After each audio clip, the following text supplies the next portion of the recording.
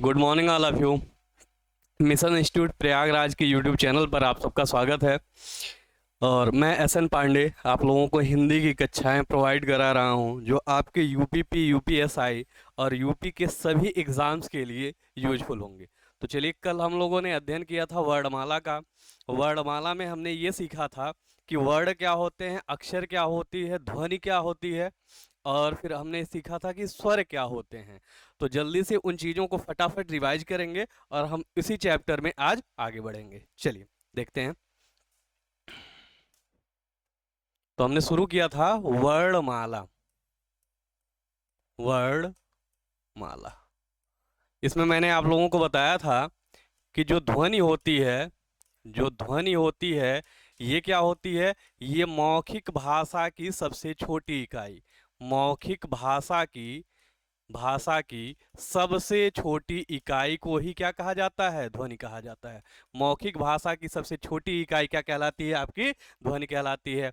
बात अगर करेंगे वर्ड की, वर्ड क्या होते हैं, तो वर्ड आपके लिखित भाषा की सबसे छोटी इकाई क्या कहलाती है? वर्ण कहलाती है। लिखित भाषा की सबसे छोटी इकाई को ही क्या कहा जाता है? वर्ण कहा जाता है। अक्षर क्या होते हैं? अक्षर के बारे में मैंने आप लोगों को बताया था कि अक्षर क्या होते हैं? कोई भी वर्ण वर्ण जब स्वर के साथ संयुक्त हो जाता है तो उसी को हम क्या कहते हैं? अक्षर कहते हैं। अर्थात ये कहा जा सकता है कि सस्वर वर्ण को ही क्या कहा जाता है? अक्षर कहा जाता है। वर्ण जैसे आपका ये हलंत का क और स्वर आपका अ, ये दोनों मिलकर के किसका निर्माण करेंगे? पूर्ण क का। और ये पूर्ण क आपका क्या हो जाएगा? ये हो जाएगा अक्षर। ये क्या हो जाएगा? आपका अक्षर। ये वाला जो क है, हलंत का जो क है, इसको हम क्या कहेंगे? इसको कहेंगे हम वर्ण। और ये आपका ए जो है, ये क्या है आपका? ये है आपका स्वर। बात समझ में आई? अब देखिए, ये जो आपका हलंत का क है, जो वर्ण है, इसका हम उच्चारण नहीं कर सकते हैं, क्योंकि किसी भी व्यंजन वर्ण के उच्चारण के लिए हमें स्वर की सहायता लेनी पड़ती है। और जब हम स्वर की सहायता से इसको बोलेंगे, यानी कि हलंत के क में जोड़ करके जब हम पूर्ण क बना करके उच्चारण करेंगे, तो ये वाला जो क होगा, ये हमारा क्या कहलाएगा? अक्षर कहलाएगा। ठीक है। आई होप चीजें आप लोगों को क्लियर होंगी। इसके बाद हम लोगों ने देखा था कि स्वर क्या होते हैं। स्वर क्या होते हैं, स्वर के बारे में हम लोगों ने सीखा था। तो स्वर क्या होते हैं? हिंदी वर्णमाला के वे वर्ण जो स्वतंत्र रूप से उच्चारित किए जाते हैं, उनको क्या कहा जाता है? स्वर कहा जाता है। स्वर की संख्या कितनी होती है? सामान्य अर्थ में अगर स्वर की बात की जाएगी तो स्वर कितने होते हैं? 11 होते हैं। या एग्जाम में पूछा जाए कि कुल स्वरों की संख्या कितनी होती है, तो 11 होती है। कहां से कहां तक होते हैं आपके स्वर? अ से लेकर के अ तक। अ से लेकर के अ तक जो होते हैं वो क्या होते हैं? आपके स्वर होते हैं। अगर पूछा जाए कि उच्चारण के आधार पर स्वर कितने होते हैं, तो आपका जवाब क्या आएगा? 10। उच्चारण के आधार पर स्वरों की जो संख्या होती है वो कितनी होती है? 10 होती है। तो 10 स्वर की संख्या उच्चारण के आधार पर कैसे होगी? ऐसे अ तक जो आपके 11 स्वर होते हैं, ऐसे अ तक जो 11 स्वर होते हैं, इनके बीच में जो आपका स्वर री आता है, जो स्वर री आता है, इसको उच्चारण के आधार पर स्वर काउंट नहीं करते हैं। क्यों नहीं करते हैं? क्योंकि री के उच्चारण में आपको ध्वनि कौन सी मिलती है? रे की ध्वनि मिलती है। और रे आपका क्या है? एक व्यंजन है। रे क्या है? एक व्यंजन है। तो कभी भी किसी भी स्वर के उच्चारण में कोई व्यंजन नहीं आ सकता है। इस कारण से हम री को स्वर में इंक्लूड नहीं करते हैं। लेकिन किस आधार पर? उच्चारण के आधार पर। इस बात को ध्यान रखिएगा। आधार कौन सा है? उच्चारण का आधार है। उच्चारण के आधार पर ही री को हम स्वर में काउंट नहीं करेंगे, बाकी सभी आधारों पर री स्वर में काउंट होगा। अब बात यह आती है कि अगर उच्चारण के आधार पर री को हम स्वर में काउंट नहीं करेंगे, तो री को हम स्वर में रख ही क्यों रहे हैं? आखिर रख क्यों रहे हैं? तो रखने के पीछे का कारण यह है कि आपको हिंदी में जितनी भी मात्राएं प्राप्त हुई हैं, चाहे वो आ की मात्रा हो, चाहे वो छोटी ई की मात्रा हो, चाहे वो बड़ी ई की मात्रा हो, चाहे वो ऊ की मात्रा हो, चाहे वो बड़ा ऊ की मात्रा हो, ठीक, चाहे वो ए की मात्रा हो, चाहे वो ए की मात्रा हो, चाहे वो ओ की मात्रा हो, और चाहे वो औ की मात्रा हो, ठीक है, ये सभी मात्राएं जो आपको प्राप्त हुई हैं वो किनसे प्राप्त हुई हैं? स्वर से प्राप्त हुई हैं। और स्वर से ही एक मात्रा आपको री की मिलती है। कौन सी मात्रा मिलती है? री की।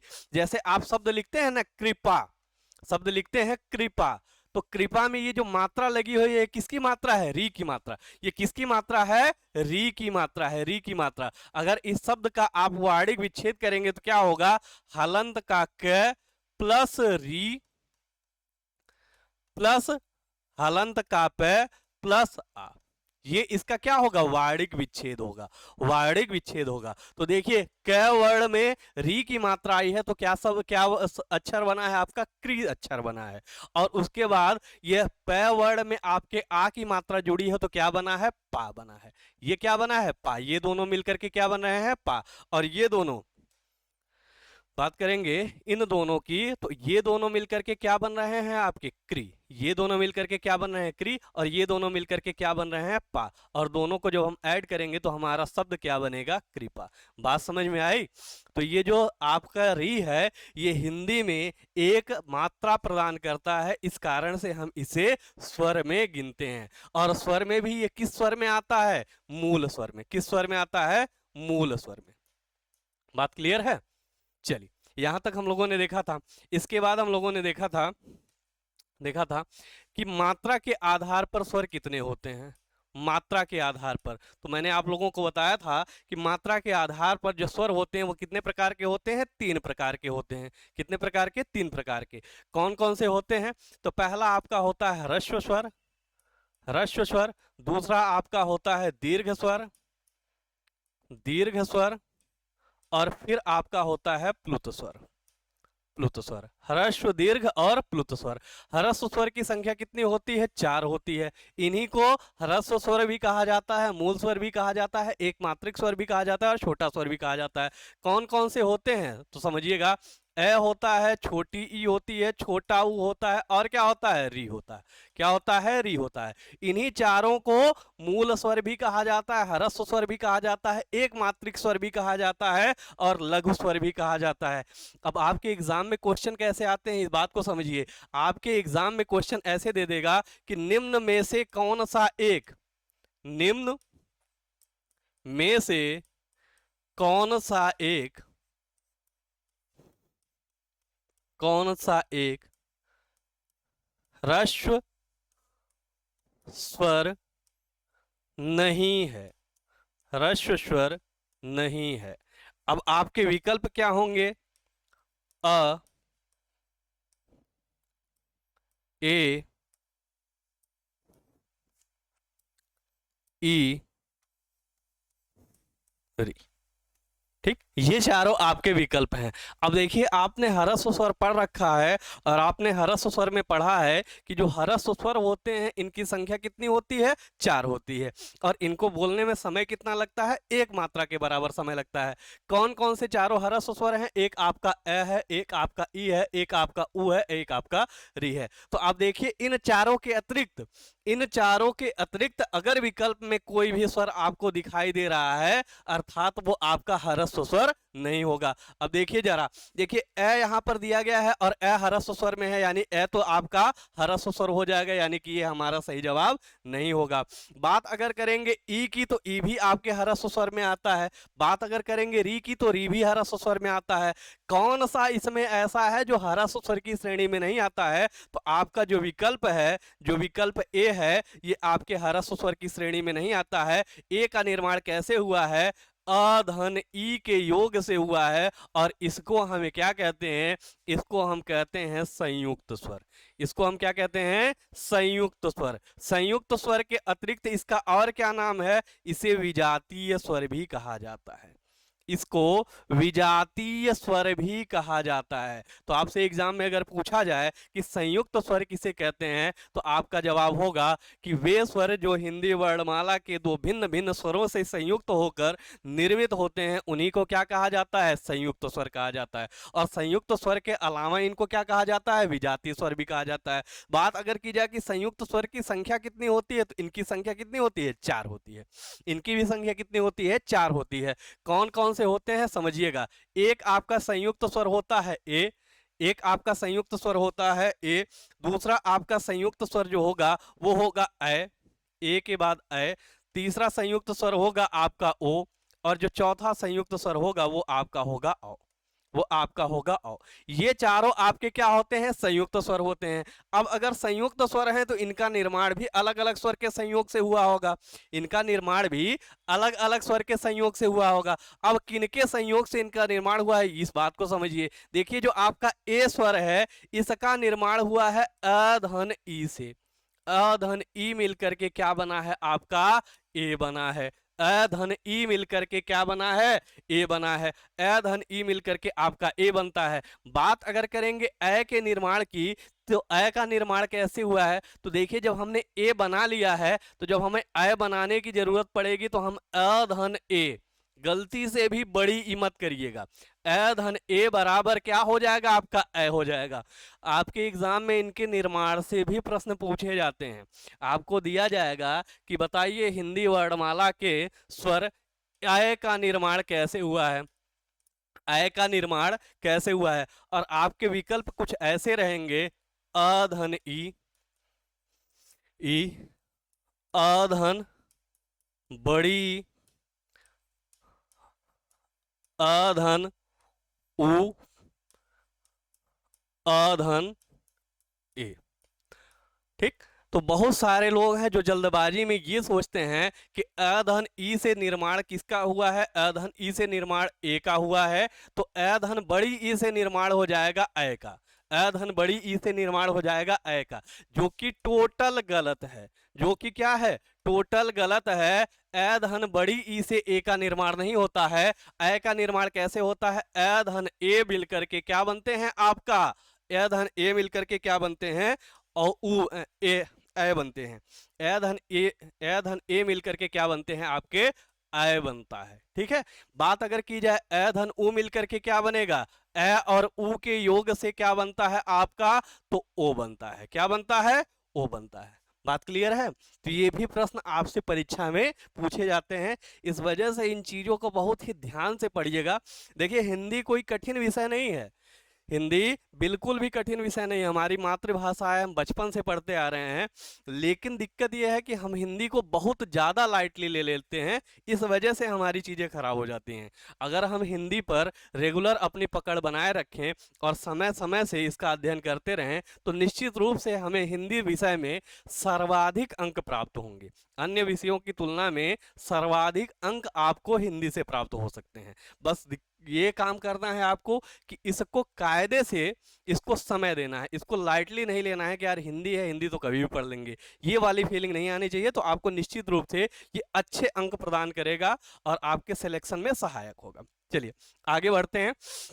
बात अगर की जाएगी ओ की, संयुक्त स्वर जो ओ है इसका निर्माण कैसे होगा? तो मैंने अभी ऊपर बताया कि ओ का निर्माण कैसे होता है? अ धन उ से। अ धन उ से किसका निर्माण होता है? ओ का निर्माण होता है। औ के निर्माण की बात करेंगे तो इसका निर्माण कैसे होगा? अ प्लस ओ से। अ प्लस ओ से आपका किसका निर्माण होगा? औ का निर्माण होगा। क्लियर है? चलिए, आई होप इतनी बातें क्लियर होंगी। हाँ, ये तो बात हो गई ह्रस्व स्वर की। दीर्घ स्वर की अगर बात की जाएगी तो दीर्घ स्वर की संख्या कितनी होती है? मैंने कल ही आप लोगों को बताया था कि दीर्घ स्वर की संख्या कितनी होती है? 7 होती है। कौन कौन से होते हैं आपके? आ होता है, बड़ी ई होती है, बड़ा ऊ होता है, फिर आपका ए होता है, फिर ए होता है, फिर आपका ए होता है, ओ होता है, और आपका अ होता है। और क्या होता है? आपका अ होता है। इन तीनों को सजातीय स्वर, इन तीनों को सजातीय स्वर, सजातीय स्वर या इन्हीं को मूल दीर्घ भी कहा जाता है। मूल दीर्घ भी इन्हीं को कहा जाता है। सजातीय स्वर कह लीजिए चाहे मूल दीर्घ कह लीजिए।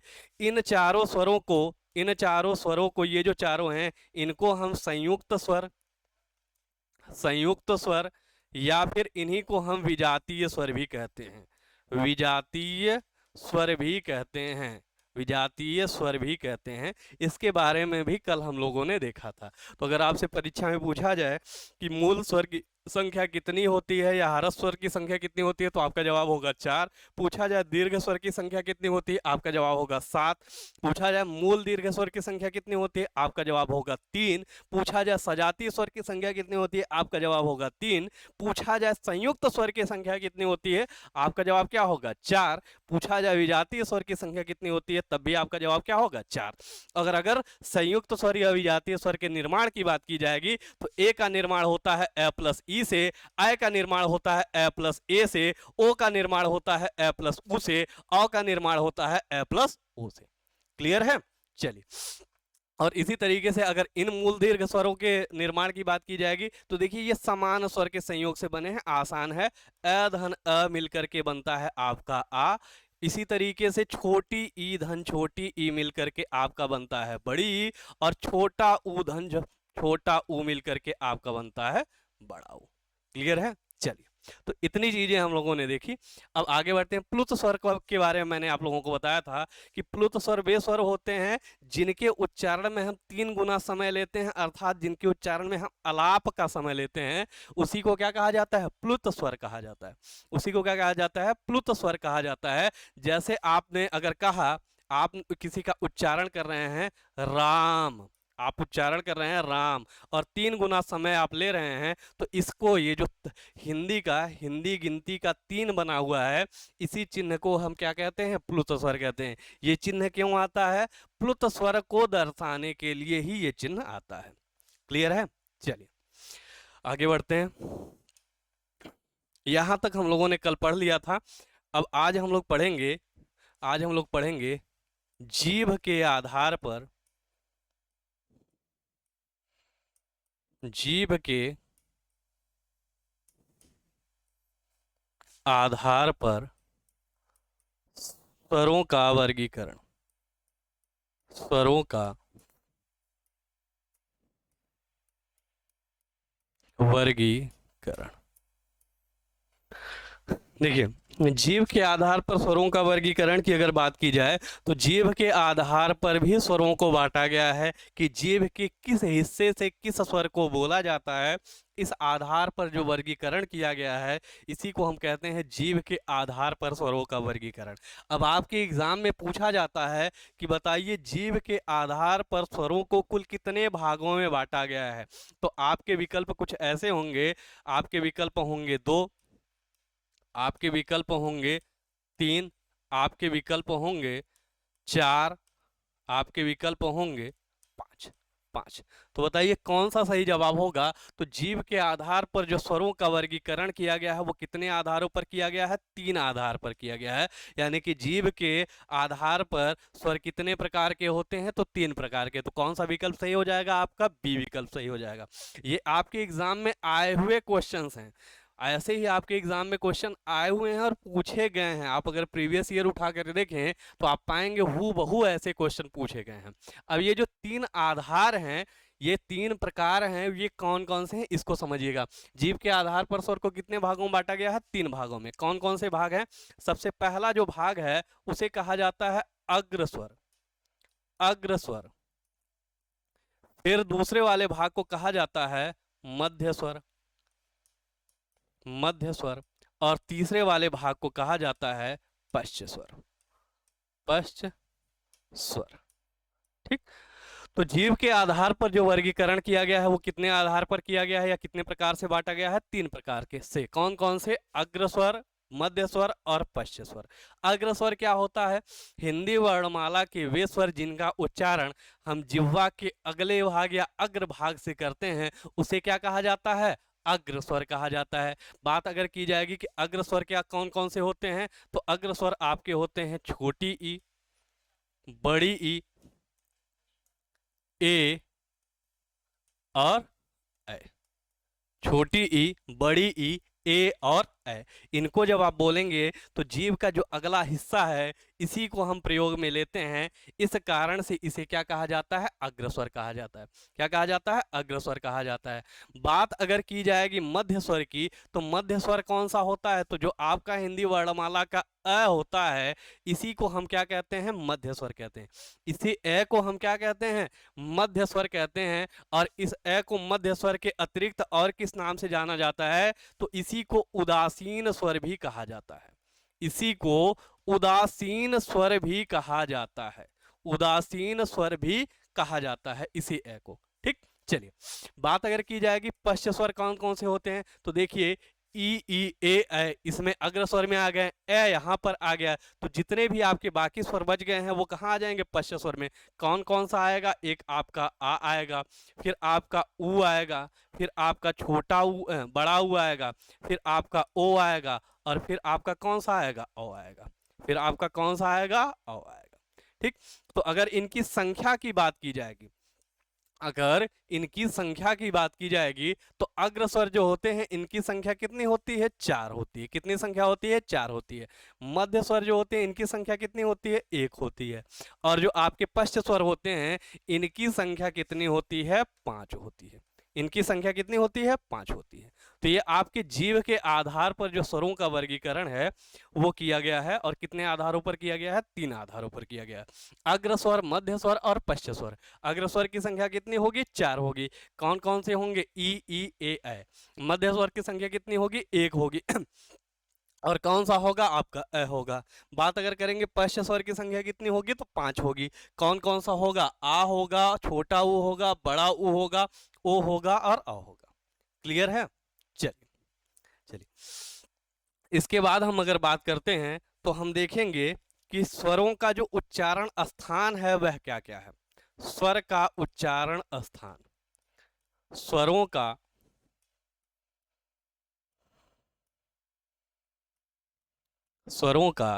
उच्चारण स्थान, यानी कि जो हमारे स्वर बोले जाते हैं वो कहाँ कहाँ से बोले जाते हैं, इनका उच्चारण स्थान क्या क्या है, हम इसके बारे में देखेंगे। तो सबसे पहले आप सभी स्वरों को लिख लीजिए, सभी स्वरों को लिख लीजिए, फिर एक एक के उच्चारण स्थान की बात की जाएगी। अ, आ,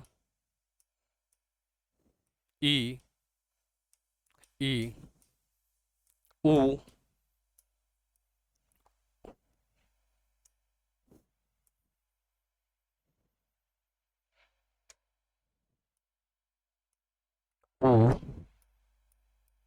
री, ए, ऐ, ओ और औ। औ, ठीक। ए आ ई री ए ऐ ओ औ। तो देखिए जो इसमें आपके मूल स्वर और मूल दीर्घ स्वर हैं, मूल स्वर और मूल दीर्घ स्वर हैं, इनके उच्चारण में तो केवल आपके मुख के एक ही भाग का प्रयोग किया जाता है। लेकिन जो ये आपके चारों संयुक्त स्वर हैं, क्योंकि ये दो भिन्न भिन्न स्वरों से संयोग से बने हैं, इस वजह से इनकी उच्चारण में हम मुख के 2 भागों का प्रयोग करते हैं। तो कैसे कैसे क्या क्या होता है इसके बारे में समझिए। इस ए और आ का जो उच्चारण स्थान है, देखिए ए का जो उच्चारण स्थान होता है ये क्या होता है? कंठ होता है।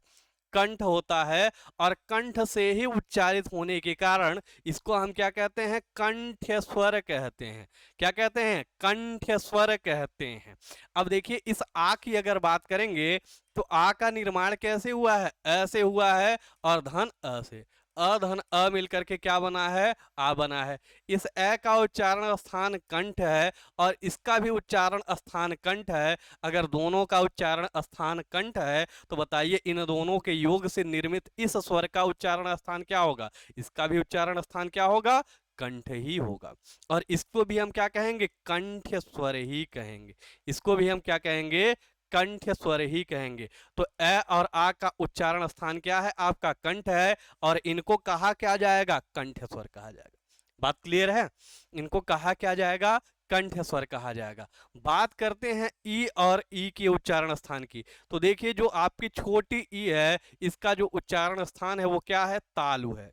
इसका उच्चारण स्थान क्या है, तालु है, और तालु से ही उच्चारित होने के कारण इसको क्या कहा जाता है, तालव्य स्वर कहा जाता है, तालव्य स्वर कहा जाता है। आपसे परीक्षा में पूछा जाता है कि निम्नलिखित में से कौन सा एक तालव्य स्वर है, या निम्नलिखित में से कौन सा तालव्य स्वर नहीं है या तालव्य वर्ण नहीं है, तो आप इसका जवाब कैसे देंगे, जब आप भली भांति चीजों को जानते रहेंगे।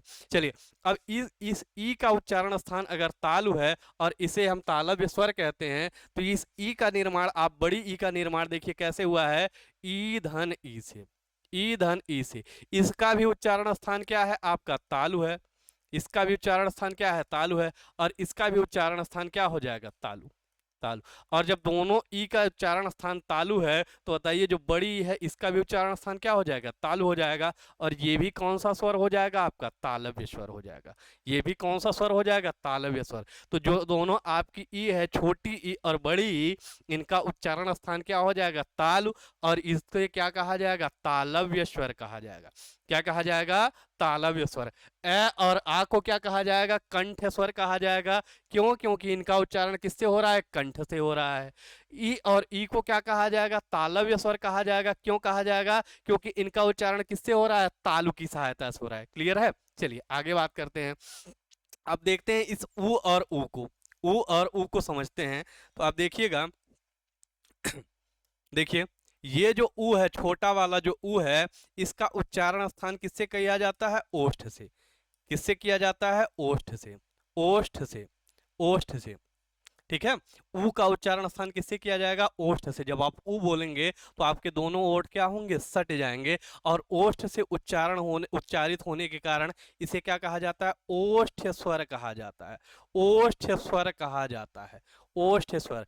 अब इस ऊ का निर्माण किससे हुआ है, बड़ा ऊ का निर्माण कैसे हुआ है, छोटा ऊ धन छोटा ऊ से, और दोनों का उच्चारण स्थान क्या है, ओष्ठ है, तो इस बड़े ओ का भी उच्चारण स्थान क्या हो जाएगा, ओष्ठ हो जाएगा, और इसको भी क्या कहा जाएगा, ओष्ठ स्वर कहा जाएगा। तो अगर पूछा जाए कि छोटा ऊ या बड़ा ऊ किस प्रकार के स्वर में आते हैं, तो आपका जवाब क्या होगा, ओष्ठ स्वर में आते हैं। क्यों आते हैं, क्योंकि इनका उच्चारण कैसे कैसे किया जाता है, ओष्ठ की सहायता से किया जाता है। क्लियर है, चलिए अब बात करेंगे इस री की। तो इस री का उच्चारण स्थान जो है वो आपका क्या होता है, मूर्धा होता है। क्या होता है, मूर्धा होता है, और मूर्धा से ही उच्चारित होने के कारण इस री को मूर्धन्य स्वर भी कहा जाता है, मूर्धन्य स्वर भी कहा जाता है। आपसे पूछा जाता है कि बताइए निम्नलिखित में से कौन सा एक मूर्धन्य स्वर है, तो आपका जवाब क्या होना चाहिए, री। री को ही हम क्या कहते हैं, मूर्धन्य स्वर कहते हैं। स्वर की बात की जा रही है, व्यंजन की बात नहीं की जा रही है। स्वर में कौन सा स्वर मूर्धन्य स्वर होता है आपका, री मूर्धन्य स्वर होता है। चलिए अब इन चारों की बात करेंगे, ध्यान से समझिएगा, इन चारों की बात करेंगे तो ये चारों आपके किस श्रेणी में आते हैं, संयुक्त स्वर की श्रेणी में आते हैं। तो सबसे पहले तो आप इनके निर्माण की बात करिए। देखिए इस ए का निर्माण कैसे हुआ है, अधन ई से, अधन ई से। भली भांति जानते हैं आप लोग कि इस ए का निर्माण कैसे हुआ है, अधन ई से। और इस ए का उच्चारण स्थान क्या है, अभी आप लोगों ने पढ़ा कि इस ए का उच्चारण स्थान क्या है, कंठ है। इस ए का उच्चारण स्थान क्या है, कंठ है। और इस ई का उच्चारण स्थान क्या है, अभी आप लोगों ने पढ़ा कि इस ई का उच्चारण स्थान क्या है, तालु है, तालु है। तो जो आपका वर्ड ए है, इसका निर्माण ऐसे दो स्वरों से हुआ है जिनका उच्चारण स्थान भिन्न भिन्न है। तो इनके संयोग से जब इसका निर्माण हुआ है तो इसका उच्चारण भी इनके संयोग से ही होगा। और कंठ और तालु को जब हम मिला देंगे, कंठ और तालु को जब हम मिला देंगे तो स्वर कौन सा बनेगा, कंठ तालु, कंठ तालु। उच्चारण स्थान क्या बनेगा, कंठ तालु। और इस स्वर को क्या कहेंगे, इस स्वर को कहेंगे कंठ तालव्य स्वर। इस स्वर को क्या कहेंगे, कंठ तालव्य स्वर। बात समझ में आई, क्यों, क्योंकि इसका निर्माण दो भिन्न भिन्न स्वरों के संयोग से हुआ है। और जब दो भिन्न भिन्न स्वरों के संयोग से हुआ है और वे ऐसे स्वर हैं जो भिन्न भिन्न स्थानों से बोले जाते हैं, तो दोनों को हम लेंगे, जरूर लेंगे।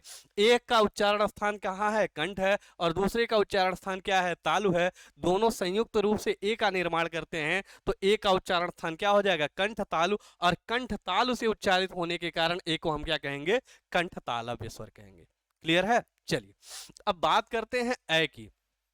बात हम करते हैं अ की। तो अ का निर्माण अभी आप लोगों ने पढ़ा कि अ का निर्माण कैसे हुआ है, अ धन ए से, अ धन ए से। और ए का अ का जो उच्चारण स्थान है ये आपका क्या है, कंठ है, ये क्या है, कंठ है। और ए का उच्चारण स्थान क्या है, अभी आप लोगों ने पढ़ा कि ए का उच्चारण स्थान क्या है, कंठ तालु है। ए का उच्चारण स्थान क्या है, कंठ तालु, कंठ तालु। तो कंठ धन कंठ तालु मिलकर के क्या बन जाएगा आपका, कंठ तालु ही बनेगा, क्योंकि दो ही तो स्थान आ रहे हैं। अरे भैया इसमें कंठ आ रहा है, इसमें भी कंठ आ रहा है, तो कंठ कंठ तो समान ही कंठ होगा। और एक क्या आ रहा है, तालु आ रहा है, तो दोनों मिलकर के क्या बनेंगे, कंठ तालु। और इस स्वर को भी क्या कहा जाएगा, कंठ तालव्य कहा जाएगा। तो जो आपका ए और अ है, ए और अ है, इन दोनों का उच्चारण स्थान क्या है, कंठ धन तालु। और इसे क्या कहा जाता है, कंठ तालव्य स्वर। इसको कहा क्या जाएगा, कंठ तालव्य स्वर। चलिए अब बात करते हैं इन दोनों संयुक्त स्वरों की। तो देखिए जो ओ है आपका, स्वर ओ है, इसका निर्माण कैसे हुआ है, अ धन उ से। अ धन उ से आपका क्या निर्मित हुआ है, ओ निर्मित हुआ है। अभी आप लोगों ने जाना कि अ का जो उच्चारण स्थान है वो क्या है, आपका कंठ है। और उ का जो उच्चारण स्थान है वो क्या है, आपका ओष्ठ है। वो क्या है, आपका ओष्ठ है। तो एक का उच्चारण स्थान आपका कंठ है और दूसरे का उच्चारण स्थान ओष्ठ है। और दोनों से मिलकर बने वर्ण का उच्चारण स्थान क्या हो जाएगा, कंठ धन ओष्ठ अर्थात कंठोष्ठ, कंठोष्ठ, कंठोष्ठ। और कंठोष्ठ से उच्चारित होने के कारण इन्हें क्या कहा जाता है, कंठोष्ठ स्वर, कंठोष्ठ स्वर, कंठोष्ठ स्वर। ठीक। तो ओ का निर्माण कैसे हुआ है, अ धन उ से। और अ का उच्चारण स्थान कंठ है, उ का उच्चारण स्थान ओष्ठ है। दोनों स्थानों से उच्चारित होने के कारण ओ का उच्चारण स्थान क्या हो जाएगा, आपका कंठोष्ठ हो जाएगा। और कंठोष्ठ से उच्चारित होने के कारण इसे किस श्रेणी में रखेंगे, कंठोष्ठ वर्ण की श्रेणी में, कंठोष्ठ वर्ण की श्रेणी में रखेंगे। चलिए अब बात करते हैं औ की। तो औ का निर्माण अभी आप लोगों ने देखा है, औ का निर्माण कैसे हुआ है, अधन ओ से, अधन ओ से, ओ से। ए का उच्चारण स्थान क्या है, आपका कंठ है। और ओ का उच्चारण स्थान क्या है, अभी आप लोगों ने पढ़ा कंठोष्ठ, कंठोष्ठ, कंठोष्ठ। तो दोनों का संयुक्त रूप से अगर देखेंगे तो कंठ धन कंठोष्ठ मिल करके क्या बनेगा, कंठोष्ठ मिल करके क्या बनेगा, कंठोष्ठ मिल करके क्या बनेगा, कंठोष्ठ ही बनेगा, कंठोष्ठ ही बनेगा। ठीक है। तो ओ का भी अ का भी उच्चारण स्थान क्या हो जाएगा, आपका कंठोष्ठ हो जाएगा। तो ये दोनों जो स्वर हैं आपके ओ और औ, ओ और औ, इनका उच्चारण स्थान क्या होता है, कंठोष्ठ होता है, कंठोष्ठ होता है। बात क्लियर है। चलिए आई होप आप लोगों को चीजें क्लियर हुई होंगी कि किस स्वर का उच्चारण कहाँ से किया जाता है।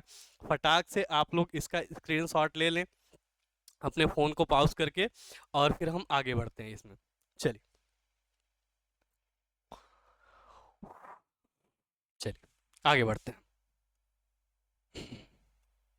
देखिए सभी का उच्चारण स्थान आप लोगों ने देख लिया। अ का उच्चारण स्थान कहाँ से होता है, कंठ से होता है। देखिए अ और आ, अ और आ, ये दोनों कहाँ से उच्चारित किए जाते हैं, कंठ से उच्चारित किए जाते हैं। कहाँ से, कंठ से, कंठ से। ई और ई, ये दोनों कहाँ से उच्चारित किए जाते हैं, तालु से, तालु से, तालु से।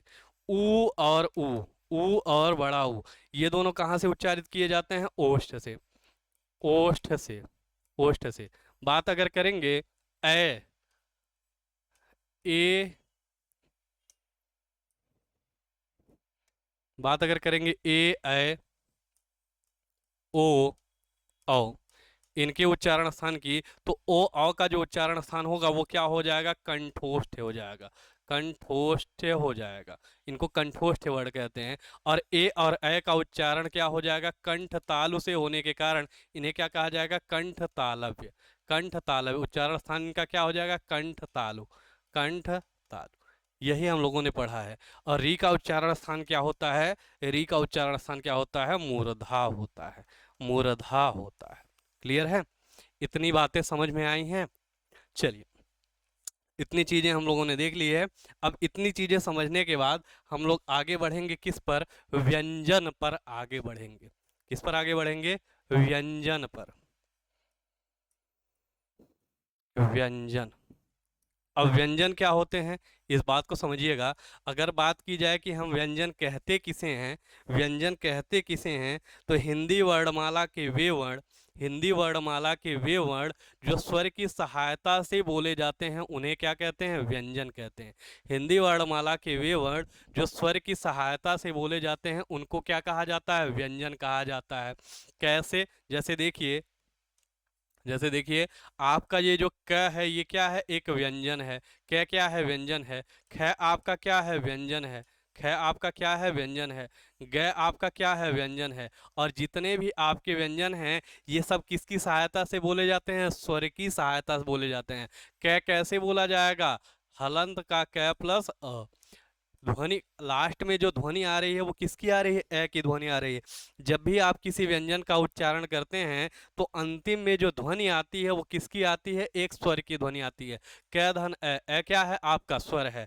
ख का उच्चारण करेंगे तो आपका क्या मिलेगा, हलंत का ख प्लस ए क्या है, आपका स्वर है। ग में क्या है, हलंत का ग प्लस ए क्या है, आपका स्वर है। तो व्यंजन क्या होते हैं, हिंदी वर्णमाला के वे वर्ण जो स्वर की सहायता से बोले जाते हैं उन्हीं को हम क्या कहते हैं, व्यंजन कहते हैं। चलिए अब बात करते हैं कि व्यंजन क्या होते हैं, व्यंजन के प्रकार क्या होते हैं, समझिएगा। देखिए सबसे पहले हम देखते हैं व्यंजन के प्रकार।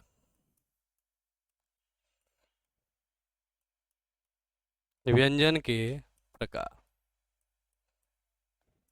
देखिए व्यंजन के प्रकार में सबसे पहला जो प्रकार है उसे आप लिखिएगा स्पर्शी, स्पर्शी, या इसी को कहा जाता है, इसी को कहा जाता है वर्गीय व्यंजन। स्पर्शी या फिर वर्गीय व्यंजन, व्यंजन। अब स्पर्शी या वर्गीय व्यंजन क्या होते हैं इसको समझिएगा। देखिए हिंदी वर्णमाला के वे व्यंजन जिनका अध्ययन हम वर्गों में बांट कर करते हैं उन्हें क्या कहते हैं, वर्गीय व्यंजन कहते हैं। उन्हें क्या कहते हैं, वर्गीय व्यंजन कहते हैं। अब इनकी संख्या की अगर बात की जाएगी तो संख्या इनकी कितनी होती है, 25 होती है। संख्या कितनी होती है, 25 होती है। कौन कौन से होते हैं, ध्यान से समझिएगा। क, ख, ग, घ, ङ, च, छ, ज, झ, य, ट, ठ, ड, ढ, ड़, त, थ, द, ध, न, प, फ, ब, भ, म, प, फ, ब, भ, म। ठीक, अब देखिए कितने वर्ग हो रहे हैं, 5 वर्ग। ये क्या है आपका, इसे कहा जाता है क वर्ग, क वर्ग। इसको क्या कहा जाएगा, क वर्ग।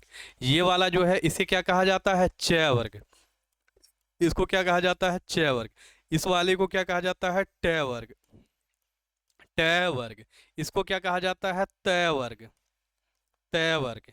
और ये वाला आपका क्या कहलाता है, प वर्ग, प वर्ग।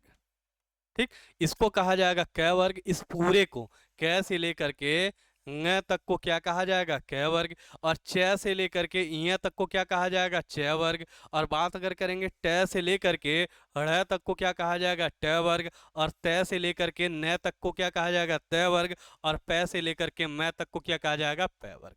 क्या कहा जाएगा, प वर्ग। अब आप देखिए इसको कितने वर्गों में बांटा गया है, तो ये आपका 1 2 2 3 4 5, कितने वर्गों में बांटा गया है, 5 वर्गों में।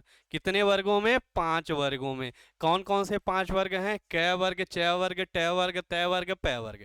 क वर्ग, च वर्ग, ट वर्ग, त वर्ग, प वर्ग। ठीक, 5 वर्गों में बांटा गया है। और आप अब देखिए कि प्रत्येक वर्ग में कितने व्यंजन हैं। तो देखिए कितने व्यंजन है क वर्ग में, 1 2 3 4 5। दूसरे में च में कितने हैं, 1 2 3 4 5, 1 2 3 4 5, 1 2 3 4 5, 1 2 3 4 5। तो सब में 5 तो आपके वर्ग हैं। कितने वर्ग हैं, 5 वर्ग हैं। वर्ग कितने हैं? 5 हैं। और प्रत्येक वर्ग में व्यंजन कितने हैं? 5 व्यंजन हैं। यानी कि वर्ग भी कितने हैं? 5 हैं। और व्यंजन भी कितने हैं? 5 हैं। हर एक वर्ग में जब 5 व्यंजन हैं तो टोटल मिलकर के आपकी संख्या कितनी हो जाएगी? 25 हो जाएगी। तो जो आपके स्पर्श व्यंजन की संख्या है या फिर आपके जो वर्गीय व्यंजन की संख्या है वो कितनी है? आपकी 25 है। कितनी है? 25 है। क वर्ग, च वर्ग, त वर्ग, त वर्ग, प वर्ग। अब देखिए आपसे एग्जाम में ऐसे भी क्वेश्चन पूछे जाते हैं कि निम्नलिखित में से कौन सा व्यंजन क वर्ग में सम्मिलित नहीं है। तो देखिए क वर्ग में कौन कौन से हैं? क, ख, ग, घ, अंगा। इसके अतिरिक्त कोई भी व्यंजन अगर आ जा रहा है अर्थात वह क वर्ग में नहीं होगा। क्लियर है? चलिए अब इसी के साथ हम इसके उच्चारण स्थान को देख लेते हैं कि इसका उच्चारण स्थान क्या है। उच्चारण स्थान क्या है इन सभी वर्डों का? देखिएगा ध्यान से। देखिए जो आपके क वर्ग के जितने भी व्यंजन हैं पांचों, क वर्ग के सभी व्यंजन क, ख, ग, घ, ङ, इनका उच्चारण स्थान कहाँ से किया जाता है? कंठ से किया जाता है। कहाँ से किया जाता है? कंठ से। क वर्ग के सभी वर्णों का उच्चारण कहाँ से किया जाता है? कंठ से किया जाता है। च वर्ग के सभी वर्णों का उच्चारण कहाँ से किया जाता है? तालु से किया जाता है। कहाँ से किया जाता है? तालु से किया जाता है। ट वर्ग के सभी वर्णों का उच्चारण कहाँ से किया जाता है? मूर्धा से किया जाता है। कहाँ से किया जाता है? मूर्धा से कहाँ किया जाता है। और त वर्ग के सभी वर्णों का उच्चारण कहाँ से किया जाता है? दंत से। कहाँ से किया जाता है? दंत से किया जाता है। और प वर्ग के सभी वर्णों का उच्चारण कहाँ से किया जाता है? ओष्ठ से किया जाता है। किस स्थान से किया जाता है?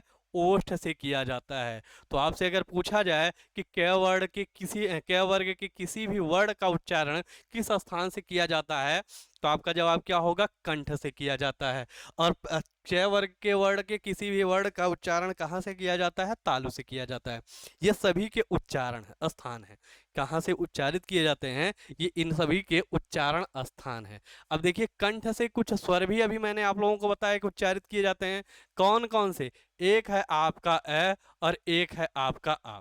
एक है आपका अ और एक है आपका आ। और समझिएगा यहीं पर एक आपका जो विसर्ग है उसका भी उच्चारण कंठ से किया जाता है। और जो आपका है इसका भी उच्चारण किससे किया जाता है? कंठ से किया जाता है। जो आपका व्यंजन है इसका भी उच्चारण किससे किया जाता है? कंठ से किया जाता है। तालु से किसका किसका उच्चारण किया जाता है? च वर्ग का उच्चारण किया जाता है। और आपके दो स्वर कौन कौन से? एक आपकी छोटी और एक आपकी बड़ी। इनका भी उच्चारण कहाँ से किया जाता है? तालु से किया जाता है। इसके अतिरिक्त एक वर्ण आपको मिलेगा यह वर्ण, इसका भी उच्चारण किससे किया जाता है? तालु से किया जाता है। और जो आपका बड़ा वाला श होता है इसका भी उच्चारण किससे किया जाता है? तालु से किया जाता है। क्लियर है? बात अगर करेंगे मूर्धा की तो मूर्धा से कौन कौन से वर्ण उच्चारित होते हैं? तो एक तो आपके ये जितने भी ट वर्ग के वर्ण हैं ये सभी मूर्धा से उच्चारित किए जाते हैं। इसके अतिरिक्त जो आपका स्वर है री, इसका भी उच्चारण कहाँ से किया जाता है? मूर्धा से किया जाता है। और जो आपका ये वाला स होता है, ये वाला स, इसी को क्या कहा जाता है? मूर्धन्य से। इसको क्या कहा जाता है? मूर्धन्य से। मूर्धन्य से। मूर्धन्य से क्यों कहा जाता है? क्योंकि इस वाले से का भी उच्चारण कहाँ से होता है? मूर्धा से। इस वाले से का उच्चारण कहाँ से होगा? आपका तालु से होगा। और इस वाले से का उच्चारण कहाँ से होगा? मूर्धा से होगा। क्लियर है? चलिए बात अगर करें दंत से तो तय वर्ग के सभी वर्णों का उच्चारण दंत से किया जाता है। इसके अतिरिक्त जो आपका वर्ण ल है इसका भी उच्चारण किससे किया जाता है? दंत से किया जाता है। और एक आपका वर्ण स आता है, इसका भी उच्चारण किससे किया जाता है? दंत से किया जाता है। तो ल और स इनका भी उच्चारण कहाँ से होगा? दंत से होगा। क्लियर है? देखिए 3 स आपको हिंदी वर्णमाला में मिलते हैं ना, 3 स। एक तो आपको मिलता है बड़ा वाला श और बड़ा वाला स का उच्चारण कहाँ से होता है? तालु से होता है। एक मिलता है आपको मूर्धन्य स, इसका उच्चारण कहाँ से होता है? मूर्धा से होता है। और इसको कहा जाता है छोटा स, और छोटा स का उच्चारण कहाँ से होता है? दंत से होता है। इन तीनों स के उच्चारण स्थान को लेकर के बहुत कंफ्यूजन रहता है। और एग्जाम में ये फेवरेट क्वेश्चन है, ये आपके कमीशन का फेवरेट क्वेश्चन है। ये जरूर पूछा जाता है इन तीनों में से किसी एक स को दे करके कि इसका उच्चारण स्थान क्या होगा। और आप सभी जानते हैं कि आपके एग्जाम की दृष्टि से वर्णमाला कितना महत्वपूर्ण आपका चैप्टर है। वर्णमाला से अच्छे खासे क्वेश्चन आते हैं और सारे क्वेश्चन टेक्निकल होते हैं, तो आप अगर चीज़ों को बहुत ढंग से ऑब्जर्व किए हैं तभी आप चीज़ों का आंसर कर पाएंगे। ठीक, तो इस वाले बड़े से का उच्चारण स्थान क्या हो जाएगा? तालु हो जाएगा। और ये टे का इस वाले से का मूर्धन्य से का उच्चारण स्थान क्या हो जाएगा? मूर्धा हो जाएगा। और छोटे से का उच्चारण स्थान क्या हो जाएगा? दंत हो जाएगा। बात अगर करेंगे ओष्ठ की, तो ओष्ठ से प वर्ग के सभी वर्ण उच्चारित होते हैं ओष्ठ से। इसके अतिरिक्त एक आपका स्वर ऊ है और एक स्वर है आपका बड़ा ऊ। इन दोनों का भी उच्चारण किससे होता है? ओष्ठ से होता है। इन दोनों का भी उच्चारण किससे होता है? ओष्ठ से होता है। आई होप चीजें आप लोगों को क्लियर हुई होंगी। चलिए आज की क्लास को यहीं पर रखते हैं और आज की क्लास यहीं पर समाप्त करते हैं। कल फिर मिलेंगे आप लोगों से। अपने समय से आप लोग पढ़ते रहिए, स्वस्थ रहिए, व्यस्त रहिए, मस्त रहिए और निरंतर अपने एग्जाम के लिए आगे पढ़ाई करते रहिए। कंटिन्यू स्टडी करते रहिए, स्टडी ब्रेक मत करिए। बहुत ही जल्द आप सबके सामने एक बहुत बड़ी वैकेंसी आ रही है, यूपीपी, यूपीएसआई, इन सब की। तो आप लोग निश्चित रूप से अपने तर्कस के सभी तीरों को निकाल लीजिए और साधने के लिए तैयार हो जाइए। आज के लिए इतना ही, कल फिर मिलते हैं। जय हिंद, जय भारत।